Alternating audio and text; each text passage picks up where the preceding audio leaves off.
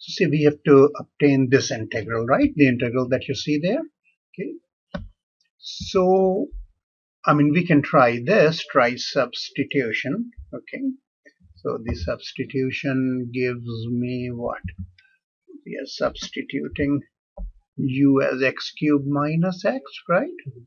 And then what happens is du is 3x squared, very good, minus 1 dx, right?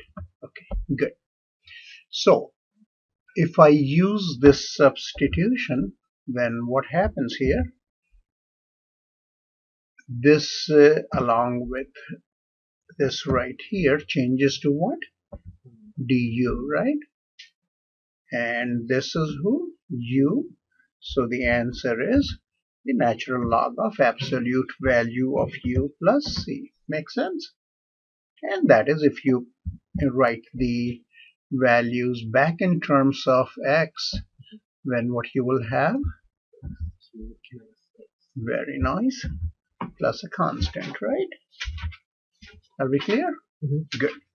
So now say we have a different question. The question that you have, what was the, okay, so this was say example 1. Okay. Now we are going to example 2, which was right here, right? Okay, right here. Sorry about that. Right here. Now the situation here is that, pretend we played with it and we can't do it by substitution or anything easily, right? Makes sense? So this is a rational function that you have a polynomial divided by a non-zero polynomial. We are assuming that we are only talking about the points at which this is not equal to 0. Okay, that means we are excluding what? Plus minus 1 and 0 from here, right? Okay, so when we look at this and we have the degree of the numerator less than the degree of denominator, because if it was not, then what we would do is that we will go ahead and divide first. You're with me, right? Okay, so what we do now is leave the numerator as it is, okay, and factor the denominator. So if I factor the denominator, what do I get?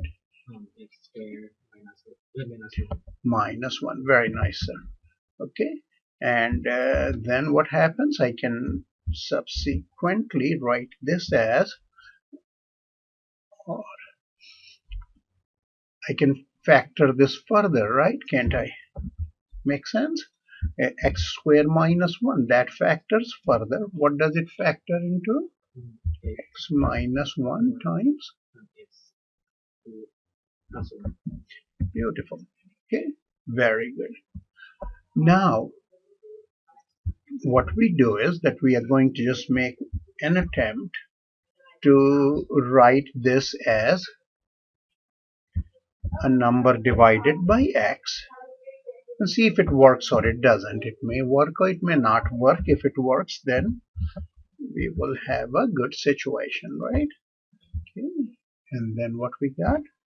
C over x plus 1. So far so good, right?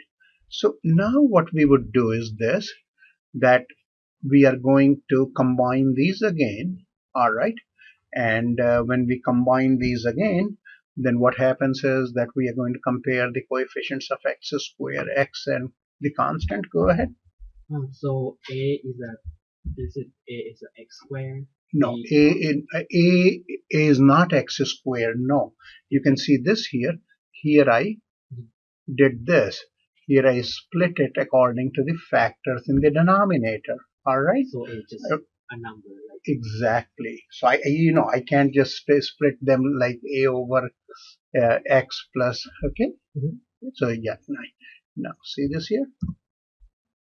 So what we are doing is that we are taking this as common denominator. So with a, what will I have when I combine them? X minus 1 times x plus 1, which you know is what? X square minus, 1. beautiful, plus for b what we will have x times this quantity, right? Oh, okay. So you do X square plus 2. No, x square plus, say that again, X square plus when you multiply x, X. plus x. Very nice. Are you okay? When you have when I so here it will be multiplied by this, and what is that? One sec, I don't think we need it that big, right? Okay, so this is what? Square minus X square minus x. Very nice. Okay, so if we go further down, okay, what we have is we got ax square, then what? Minus a, then bx square plus, bx plus cx square minus cx. very nice, right? Now we will do this, that we will combine like terms on the right hand side, right? So like terms means you have ax square, then bx, okay? So you have X square a plus b plus c, x square. very good. All right, then plus, what do we have for x? We have only two quantities. Excuse me. Thank you. So you have what? B minus c. I'm sorry again. Thank you. B minus c times X. good. And then what we have? What? Only negative a, right?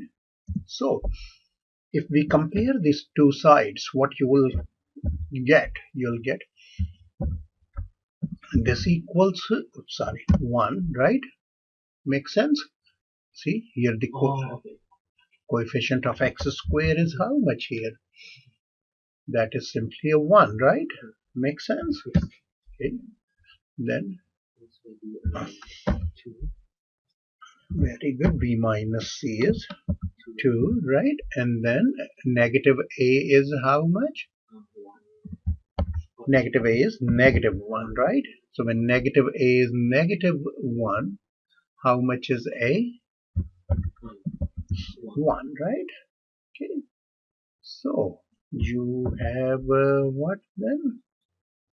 So you had this, right? I can write this as 1. This one and this one, they will cancel each other, right? So b plus c becomes what? B plus c is 0, right? And how much is b minus c? 2. B minus c is 2, right? So if I add these two together, then 2b is 2, right? Okay.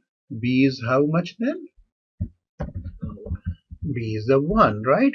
So if b is a 1, c will be what? B plus c is 0, right? So 1 plus c is 0. C should be negative 1. Very good. Okay, makes sense. So what happens then is that this quantity, okay, which we set equal to this quantity, right, becomes what? A is negative 1, so this is a negative 1 over x, right? B is 1, so this is 1 over, then 1 over, very good. So when we integrate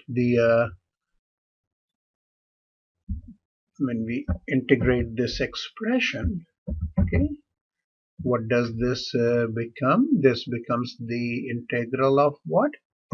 1 over x, right?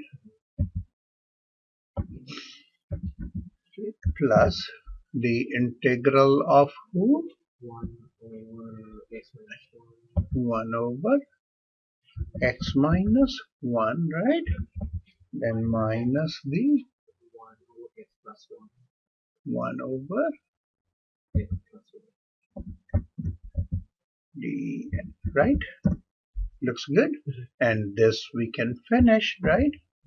And so this is what? Is This, right? Right? And then at the end what we have? Plus a constant, right? Makes sense to you?